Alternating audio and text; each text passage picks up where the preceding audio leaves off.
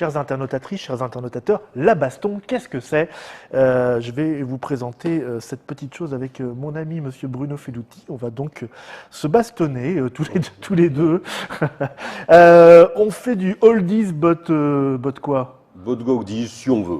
Hein. Si on veut, avec baston. Je ne suis pas sûr que ça ait si bien vieilli. Alors baston, déjà c'est un jeu qui se joue. Alors où est-ce qu'on trouvait les indications là-dedans? Dis donc il faut y aller. À l'époque, on ne peut peut-être pas les trouver. À l'époque, on ne peut peut-être même pas les trouver. Si, nombre de joueurs, 2 à 5 et plus. Âge adulte. On va voir pourquoi. Temps de jeu de 1 à 3 heures. Et encore, ça peut faire plus. Et le matos, pardon, excusez-moi, on va regarder ça tout de suite. Pourquoi est-ce qu'on parle de baston? Parce qu'on profite de la présence de Bruno ici, qui n'est pas le seul auteur du jeu, parce qu'il y a M. Pierre Cléquin. Il y avait M. Pierre Cléquin qui est malheureusement mort il y a 2 ans. Ouais. Et avec alors. D'ailleurs, on présentera tout à l'heure le deuxième jeu que j'avais fait avec M. Pierre Cléquin. Voilà. Donc là, on remonte dans le temps. On est en quelle année là? 84, je crois. 84. Ah, 84, et je pense que c'est ton premier jeu édité. C'est mon premier jeu édité. Donc voilà. Et donc tu es fier de toi? Ah, j'étais très fier de toi. Alors déjà, comment ça se passe? Premier jeu édité, ça veut dire quoi? Mais... Ça veut dire quoi? Premier jeu édité, en plus avec une couverture de margerin. Oui, mais c'est un peu par hasard. C'était surtout les relations de Pierre Cléquin, en fait. Il connaissait des gens qui étaient plus ou moins sociologues à double vie, etc., qui avaient été parmi les premiers joueurs de donjons et de toutes ces choses-là quand le jeu de rôle est arrivé en France, et qui s'étaient dit, tiens, on va monter une petite boîte d'édition, faire du jeu de société, des machins. On faisait venir péniblement des États-Unis les premières boîtes de rencontres cosmiques, des choses comme ça. Et donc, des potes à Pierre qui avaient envie de monter une boîte de jeux. Voilà. C'est en même temps que démarrer aussi jeu des cartes, ces choses-là. Et donc, comme on faisait partie à l'époque, on va dire, des 10-15 personnes en France qui connaissaient à peu près ce qui se faisait dans le jeu de société. Alors qu'aujourd'hui, on pourrait compter 10 ou 15 000. Oui, c'est ça, oui. Voilà. Ça a progressé un petit peu depuis. Ça a progressé pas mal. Comme on faisait partie de ces 10 ou 15 personnes, voilà, naturellement, c'est un peu à nous qu'on a demandé. Et on s'est lancé sur ce truc-là. On s'est dit, on va faire un jeu de baston. Jeux actuels, c'est qui? Je ne me rappelle même plus comment il s'appelait. Ici, il y avait Jean-Pierre Pécaud, qui était un copain à Pierre. Et les autres, je ne me rappelle plus comment ils s'appelaient. Parce qu'ils n'ont pas duré très longtemps. Non, ils n'ont pas duré très longtemps. Non. Bon, donc, premier jeu qui sort, illustration de margerin. À l'époque, dans la production qui se fait, on est dans la gamme des jeux, on va dire, rigolos. Alors, pas rigolos dans la façon de jouer, parce qu'on verra que c'est une autre paire de manches, mais qui présentent en tout cas des thèmes qui sont un petit peu plus, comment dire... Un petit peu décalés. Un petit peu décalés par rapport à ce qui se fait à l'époque. À l'époque, on a des jeux très sérieux, il y a aussi du décalé, parce que je me rappelle à l'époque, on jouait par exemple à Battle Cars. Ouais. Qui avait aussi un côté dans le look qui était un petit peu décalé. Et puis il y aura les petits amis de chez Ludo Délire, Super Gang. Donc c'était pas très original, c'était pas si original que ça de faire un jeu avec un thème un petit peu humoristique. Il y en avait pas mal. C'est vrai qu'aujourd'hui, ce qui surprend, c'est la combinaison de la légèreté. Bon, si on considère qu'un baston est quelque chose de léger. Mais ça, c'est impossible à sortir aujourd'hui. Totalement impossible. Je ne parle pas des règles, je parle du thème. Je pense que c'est difficile. Je pense que le thème est violent aujourd'hui. Parce que c'est violent. C'est violent. On n'est pas dans la petite baston, c'est-à-dire qu'au départ, il va y avoir quelques jets de canettes, de chaises, et mais très vite. On sort les rasoirs et les nunchaku. Nunchaku, chaîne de vélo, cran d'arrêt, et c'est pas pour rigoler. Enfin, je veux dire, là, on a des séances de baston dans les toilettes du troquet je vais vous montrer ça, avec des coups de rasoir dans les jambes des adversaires pour les empêcher de se déplacer plus facilement. C'est absolument atroce. Bon, alors j'ai ouvert la boîte. À l'intérieur, vous voyez qu'il y a des petites boîtes de peinture qui ne sont pas du tout d'origine, mais ça, ce sont des petites boîtes qui ont été rajoutées parce qu'à l'époque, il n'y avait pas tellement de thermoformés. Donc, le matériel, alors vous allez voir les splendides... magnifiques figurines. Les magnifiques figurines, voilà Monsieur B. Mais alors, c'est déjà de la 3D, voyez-vous. Donc on se fabriquait son gang comme ça, donc il y avait plusieurs personnages, et ça tient debout, vous voyez, dans ce genre-là. Et pour aller où? Pour aller sur un plateau de jeu, parce qu'il y a quand même un plateau de jeu. Je vais mettre la boîte un petit peu... Alors, un plateau modulable, enfin pas vraiment d'ailleurs, non. c'est juste qu'il n'est pas, il est pas collé, pour faire regarder ce magnifique bar. Voilà. Bar, salle de concert, il y a quand même. Bar, salle de concert. Alors oui, les fameuses toilettes sont là. Oui. Ah, je les ai, dans mon souvenir, elles étaient plus grandes, tu vois. Non. mais c'est souvent un lieu stratégique, hein, les toilettes dans ce jeu. Voilà, donc vous avez des petits points qui vont être les endroits de déplacement. Et puis, alors, il est temps de montrer le livret de règles. Voilà. Alors, il y a eu une extension à ce jeu. Il y a eu une extension que j'ai pas là, par contre. La rue, que je n'ai pas non plus d'ailleurs, je crois. Donc, les règles, alors, je vous montre un petit peu. Alors, il y a quand même, vous allez voir, un petit peu de lecture. À l'époque, on ne parle pas de règles en plusieurs langues. Hein. On est sur une édition franco-française. Déjà, la règle franco-française, il doit y avoir une trentaine de pages de règles. Voilà. Donc un petit jeu, hein. Donc petit jeu de baston, et où on voit que effectivement, voilà, il y a les petits tableaux récapitulatifs, et surtout. Et un petit livret de scénario. Ah oui, on va y revenir, le livret de scénario. Et surtout, une table de résolution. Comment dire, interactive, avec du procédé de l'époque, vous voyez, où on peut faire... ça marche comme ça. En fait, on lançait un dé, on appliquait des tas de bonus, malus, etc. Et le résultat, donc des 20 plus le modificateur, on le met ici. Si par exemple j'ai fait 15 et puis j'ai... Alors déjà, au D20, tu pouvais faire 21, c'est quand même... Oui, parce qu'il y a des bonus. Si j'arrive à faire 18... C'est un bon coup. Voilà, alors en fonction du type de l'arme, je vais plutôt étourdir ou blesser mon adversaire. Et il y a la zone que je visais, la tête, le tronc, les bras et les jambes.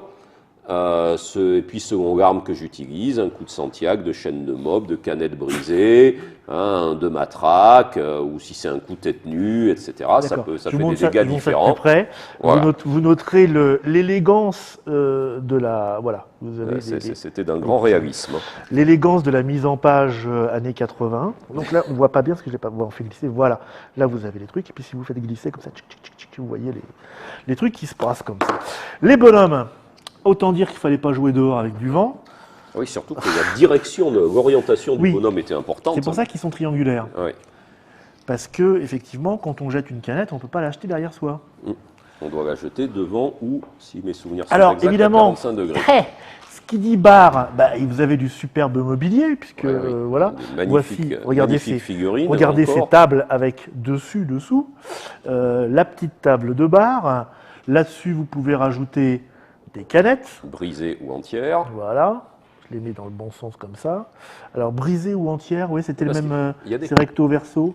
Oui, c'est recto verso, bravo. Vous avez de l'équipement, alors ça calé sur des feuilles de personnages. Voilà. Alors, on avait des feuilles de personnages. C'était très holistique, en fait. Notre fantasme au départ, quand je me rappelle qu'on voulait faire comme les petites poupées qu'il y avait à l'époque, tu sais, avec les petits trucs les petits vêtements en carton qu'on découpait, où il y avait des petites languettes qu'on pliait derrière. Voilà. Tu jouais la poupée, en fait. Le premier prototype, c'était ça. Mais ça, c'était vraiment pas faisable. Donc, on avait cette jolie feuille de personnage. Alors, on va la mettre là. Voilà. Et puis, on va montrer comment ça se passe. Et on équipait notre personnage. Donc, on pouvait lui mettre, alors je ne me rappelle plus exactement les règles d'équipement, mais voilà, un gilet ou un blouson de cuir. Voilà. Donc, là, je lui mets un gilet de cuir. Comptez l'armure, on va dire. Voilà. Vous pouvez lui mettre des Santiago, c'est mieux pour les coups de pied. Éventuellement, certains pouvaient avoir un casque. Là, je ne trouve pas de casque, mais bon. Ouais. Voilà. Les objets en main, par exemple, voilà, il a un cran d'arrêt. Et puis, il a les objets qu'il a à portée de main. Là, par exemple, accroché à sa ceinture, il a une chaîne de vélo. Voilà. Bon, ça peut servir. Un point américain. Voilà, un superbe point américain. Voilà. Donc, chacun équipait ses personnages. Ils avaient des points de vie qu'on devait noter ici. Alors, je ne me rappelle plus très bien comment. Je crois oui, on avait des points pour les différentes zones du corps parce qu'on pouvait être. Oui, on pouvait avoir un bras en moins ou des choses comme ça. C'était tout à fait magnifique. C'est toi qui as le livret des scénarios. Des scénarios, il y en a combien dans le jeu là? Je crois qu'il y en avait 4 ou 5. 8. 8. Ah, voilà. Dis donc, vous étiez riche à l'époque. Donc, scénario numéro 1, fais tes preuves petit. Bon, je me rappelle plus. Ça, c'est pour 2 joueurs. 3 joueurs contre 1, donc c'était vraiment des scénarios, c'est-à-dire que là, on était dans de l'asymétrique. Il y a un scénario que j'aimais beaucoup, c'était la Schnouf. Ouais, moi aussi. L'histoire où il y avait un des joueurs parce que c'est pas pour les enfants, on vous l'a dit. Hein. La police rentre dans le bar et donc le but d'un des joueurs, c'était d'arriver aux toilettes et de balancer son sachet de drogue dans les toilettes. D'où ces fameuses scènes de coups de rasoir. Pendant que les autres, bien évidemment, essayaient de le coincer, de l'en empêcher. Pour récupérer. Systématiquement. Donc le but du jeu, c'était quand même de bourrer la gueule aux autres. Oui. On va dire, quel que soit le scénario. Il y avait, alors parfois il fallait sortir. Parfois, on peut faire le tour. On peut sortir par une porte, rentrer par les fenêtres. Il fallait, mais en général, il fallait dézinguer un petit peu les camarades pour se faire. Et systématiquement, alors c'était en tour limité. Il y a les flics qui arrivent à la fin. Oui, il y a les flics qui arrivent au bout d'un certain nombre de tours. Voilà, je crois que donc le jeu est en temps limité. Au bout de 15 tours. Au bout de 15 tours. Alors, parce qu'on a la fiche de programmation. Voici la fiche de programmation. Il est temps d'expliquer ce qu'est ce jeu, parce qu'à l'heure où je vous parle, on est en train beaucoup cette année de célébrer un jeu qui s'appelle Colt Express, et dans plusieurs de mes articles, j'ai fait le rapprochement avec Baston. Tiens, je n'y avais pas en disant que c'était un baston. Tu n'as pas tort. Je suis très méchant en disant que c'est un baston jouable. Tu n'as pas tort. Parce qu'on est en fait, voilà, on est simplement dans le jeu de programmation, et là, effectivement, programmation de bagarre dans les deux cas. Donc on a cette feuille de programmation, puisque le principe du jeu, c'est qu'on va écrire nos ordres à l'avance et les dévoiler tous ensemble. Voilà, on écrit en fait 6 ordres à l'avance. Si je me souviens là, on voit Ferdinand, Polo, Fernand et Robert. Voilà, 6 ordres, donc on a tous nos personnages, et donc il y a des petits, donc marcher, alors avec X c'est la direction, puisqu'il y a 8 directions, sauter, ramper, sauter, franchir, c'est-à-dire c'est pour sauter par-dessus un obstacle. Le bar, par exemple. Magnifique bar. Courir. C'était fait au crayon de couleur. Hein, oui. Courir, ce qui prenait 3 tours. Ouais. 3 tours pour courir. 3 tours pour courir, et toujours dans la direction en face. Se mettre à terre ou se relever. Se mettre à terre, c'est très bien quand on pense qu'il va y avoir un cran d'arrêt qui vogue dans le coin. Pivoter à droite ou à gauche. Et puis bien sûr, les coups de poing, les coups de boule, les coups de pied, coups vicieux et crocs en jambes. Et puis il y a les actions, prendre un objet en main, lancer, briser une canette de bière. Parce que, parce que la canette de bière, il faut prendre la canette, la briser, frapper si on veut l'utiliser comme arme, ou sinon la prendre et la lancer directement. Pour la lancer, il n'y avait pas besoin de la briser. Ouvrir ou fermer une porte, on pouvait ceinturer un personnage pour essayer de l'immobiliser. Donc il faut arriver derrière lui à 45 degrés, pousser le mobilier, renverser une table, détruire un objet, taxer un objet à un autre personnage, mettre un objet qu'on vient de lui voler, notamment un gilet, un blouson, un casque. Voilà, donc toutes ces actions avaient des petites règles particulières, 30 pages. D'où le livret de règles. Et c'est vrai qu'en fait, on fait 15 minutes de jeu, 15 minutes d'action en 3 heures de jeu. Je me rappelle d'un truc qui était assez rigolo, c'est ce fameux coup de rasoir qui fout la trouille à tout le monde, mais il y avait un problème, c'est qu'il n'assomme pas le rasoir. Exactement, oui. Vous pouvez larder quelqu'un de coups de rasoir et rester conscient tout jusqu'au bout. Parce qu'on avait bien distingué entre les armes qui étourdissent, qui permettent d'immobiliser le personnage. C'était quand même très sympa, parce qu'évidemment, un personnage étourdi, il l'est pour un certain temps. Et les armes qui blessent. Et puis, qu'est-ce que je voulais dire aussi? Oui, alors, on ne va pas jouer évidemment. Non, je ne me rappelle plus vraiment les règles. On n'ira pas jusque-là. Le souvenir que j'en ai, c'est que d'un côté, on avait cette impression qu'on allait pouvoir tout simuler. C'était l'époque de la simulation, de toute façon. Et le propos de plein d'auteurs, et surtout dans le jeu de rôle, c'était d'arriver à des jeux vraiment de simulation la plus réaliste possible, on va dire. Et on sent que ce jeu, il fait partie de cette branche-là. Alors même que, intellectuellement, j'ai toujours été contre le jeu de simulation. Mais ça ne m'a pas empêché d'en faire. Dès cette époque, je disais que j'étais contre la simulation. Sur ce petit plateau, à l'arrivée, c'est pas réaliste du tout. C'est-à-dire que je me rappelle des parties, si on devait filmer la scène parce que les ordres sont donnés à l'avance, on a des gens qui foutent des coups de poing dans le vide. Quand on voit des canettes à l'autre bout de la pièce, il n'y a personne, parce qu'évidemment, l'autre a bougé pendant ce temps-là. C'est pour ça que je le compare à Colt Express, parce que le rire du jeu venait de là. C'est-à-dire qu'on faisait des trucs, on prenait des chaises et puis on les tapait dans le vide parce qu'il n'y avait personne. Mais on mettait l'ordre au cas où, parce qu'on ne pouvait pas vraiment prévoir ce qui allait se passer de toute façon. Il n'y a que quand il y avait effectivement un corps à corps qui se faisait que les choses commençaient à devenir un petit peu plus sérieuses. Et quand on dit 3 heures de jeu, c'est 3 heures de jeu, c'est-à-dire même avec ces 15 tours limités. Oui, ça prenait du temps. déjà, parce qu'on fabriquait son perso déjà au départ, vraiment comme le jeu de rôle. Et puis, tu en as fait combien? Tu te rappelles de ça? Ça a fonctionné ou ça a été Je n'en ai vraiment... absolument aucune idée, d'autant plus que je crois bien n'avoir jamais été payé. Ah, c'était vraiment ton premier jeu, hein?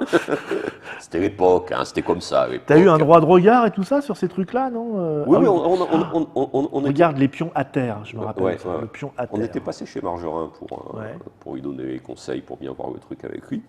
Non, ça s'était très bien passé, mais l'éditeur avait disparu peu après, donc ils n'ont pas dû en vendre des tonnes. Écoute, je me rappelle que ça avait été assez longtemps. Ouais. Je me rappelle que ça avait été, je crois, imprimé, découpé, mis en boîte dans une prison.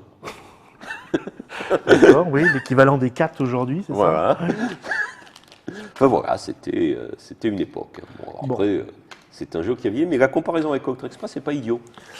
Comme les jeux de programmation, j'aurais pu parler de Droid, de Dominique Droid Erard était très bien aussi. Il y a pas mal de jeux finalement de programmation. L'ère moderne veut qu'effectivement on aille aujourd'hui vers des jeux beaucoup plus simples.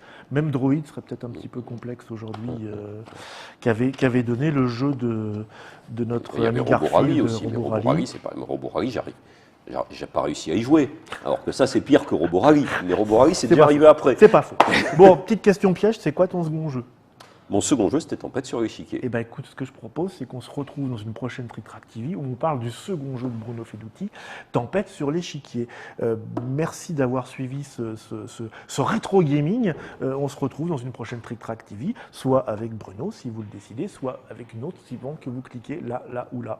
Ciao.